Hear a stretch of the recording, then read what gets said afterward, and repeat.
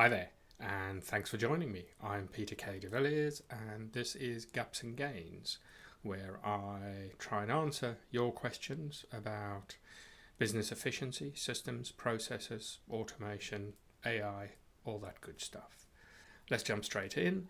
And our first question this week is, why does my team seem incapable of making decisions without me? So, there's a couple of things here really. On the one hand, are they actually incapable of making decisions? And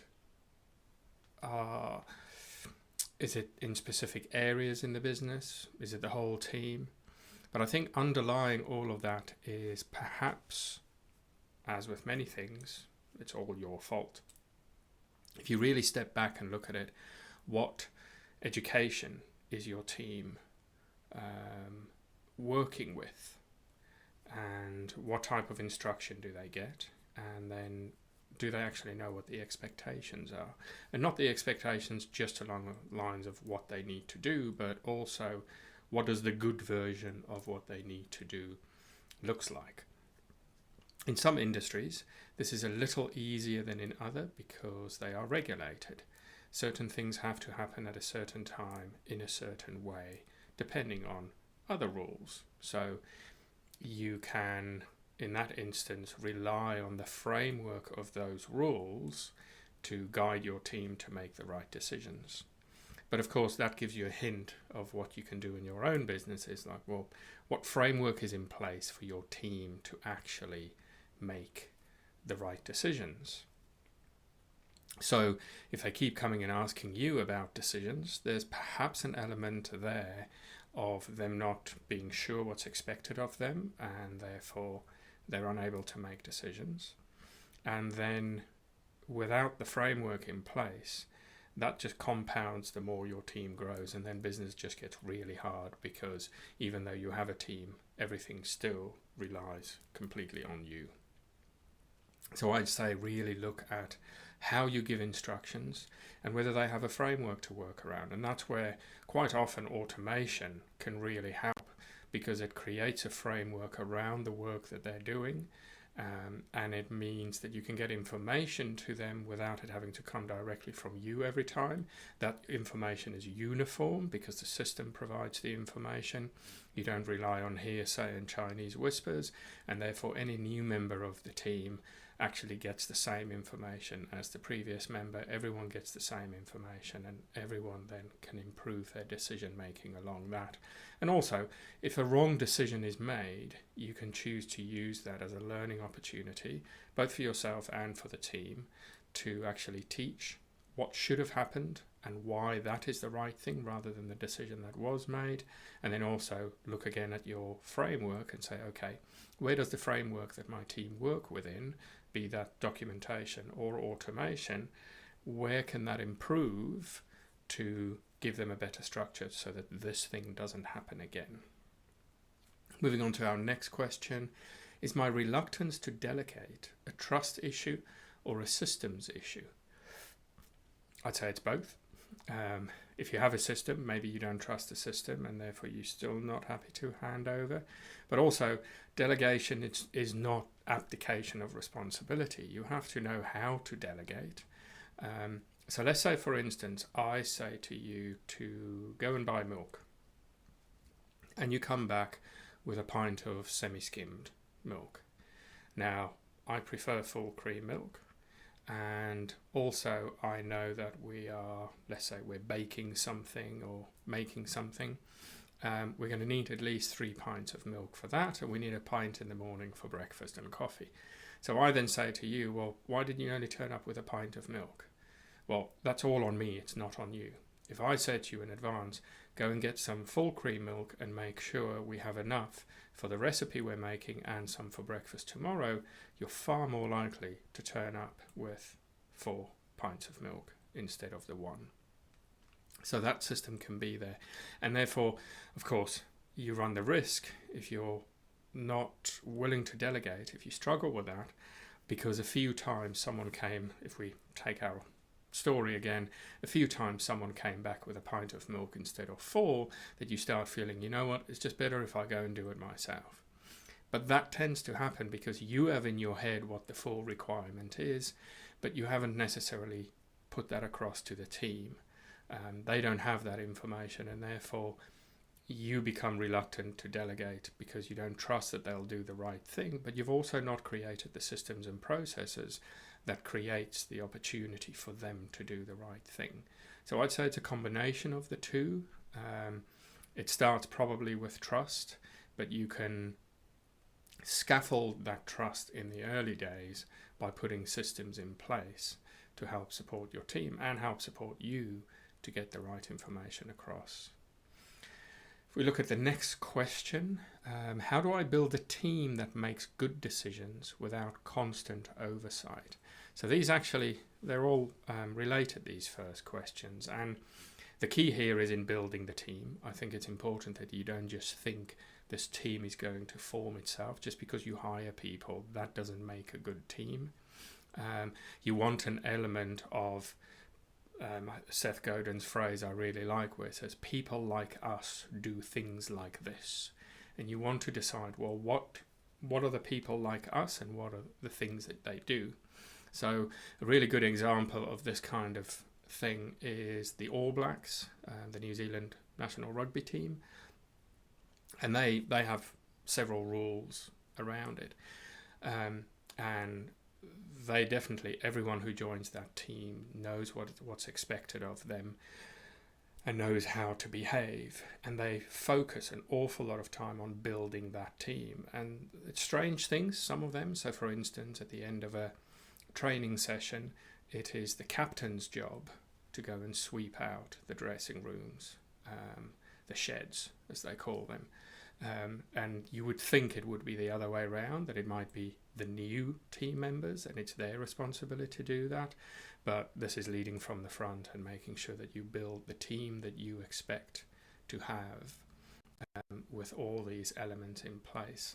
So I'd say it's down to your own behavior and displaying as much as you can what good decisions look like.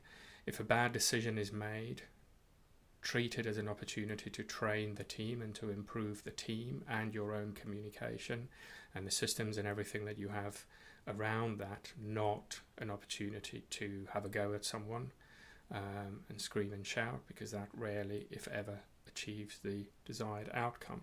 And once you start focusing on that and you really focus on the activity of building a team, as you phrased it in your question, rather than expecting a team to develop, then you'll find they start making better decisions because you're actually actively building that muscle and giving them the opportunities to exercise that muscle. And in the early days, it is going to take oversight, and it may be difficult because you may have long-standing team members who were never built into the team that you want, and now they're going to have to have a change of behavior as well. But you can definitely do it. It just needs to be a very active thing that you do. It's not something that just happens around you. You have to decide every day that you're going to make the team better, and give them the opportunity to improve and to learn from mistakes, because we don't learn anything when everything goes to plan. So I'd say take any mistakes, any bad decisions as an opportunity for everyone to learn and to grow, and approach it in a positive way. Question 4, how do I use AI to improve client communication without losing personal touch? And this is an interesting one because there's two sides to it. On the one hand, people feel like AI is going to take over their jobs, their world, everything. And on the other hand, they can say, oh, AI is never going to do it as good as I can do it. No, AI is never going to be there. Well, it will, and it won't. So you just have to decide. You have to decide, well, what you describe as the personal touch, where in your business is that important and is that key for the relationship with the customer? Because there's a lot of communication that should go to customers that AI can handle that is, I'd say, functional. Information needs to go to the client or the customer, and to a large extent the client and the customer couldn't care less where that information comes from. It just needs to be delivered. So you can say, let's say for instance, if you've got a process that you manage, a summary of where the project is, let's say it's project work, a summary of where the project is every Friday can go out to the client, or every day depending on the time scale of your projects. And that summary can be generated by AI, put in an email and sent off. And that is really good communication with the client, and it's just functional information. It's great that they get it, it's really valuable, but it doesn't need your personal touch. Now, if there is a complaint about the progress of the project, here's the opportunity for you to shine, and your personal touch will make a difference. And if you can, in that example, if you can get those project summaries out on a regular basis without you being involved in doing it, because you're using AI and automation, it means that when there's opportunities where you need to get involved and get the personal touch, you have time to do it and you can really focus on it. And in that way, your customer actually gets the best of both worlds. They get the consistency of AI, but then they also get the care and the personal touch that you can deliver at the times when it actually matters in that process. So I don't think you should be concerned about one taking over from the other. AI is like everything else, it's just a tool. And I think I wrote about this in my book. A hammer is a really, really useful tool, but it's absolutely rubbish for painting walls. That doesn't mean a hammer is rubbish. It's just rubbish if you use it for the wrong thing. And it's the same with AI, and it's the same with your personal communication. So just identify in your customer journey, where would AI add value by doing things that you often don't have time for, that you can think of as functional communication, and then you can focus on the personal touch and the unique elements that only you or a person in your team can deliver. And I'd approach it that way. Last question. What's the most important thing you've learned from working with so many different businesses? I would restrict this to the work that I do: automation, systems, processes, operations, that side of things. And I think the important thing to remember is that this is difficult. Lots of people want to do it, but they don't really want to do it. I have had many conversations with business owners who are really excited and really keen to get going on this kind of work. But then once the work actually has to start, and especially if the outcome of the work means that how they behave in the business and how the business runs on a day-to-day basis needs to change, then the brakes come on, and then all the reasons of, but my business is different and it's too complicated and we couldn't possibly do that, our customers won't stand for it. That's then where the gears really grind to a halt. So it's either in the business owner who gets to a point where they decide, actually, this is uncomfortable, this is now changed, this is not the exciting planning stage anymore, now we have to change our behavior, that they put on the brakes. And the other side is the team. If the team doesn't know what's coming, if the team is not involved in the process, then you find that they won't run with it, and it's much harder to change behaviors, especially for long-standing team members. And this might seem harsh, but I always go back to the phrase that Michael Gerber of the E-Myth used and said, is that in those kinds of scenarios, either the people change or the people change. And if I have to spell it out, what he meant by that is either the people you have change their behavior, or you change the people in the business who are willing to take on the new behavior.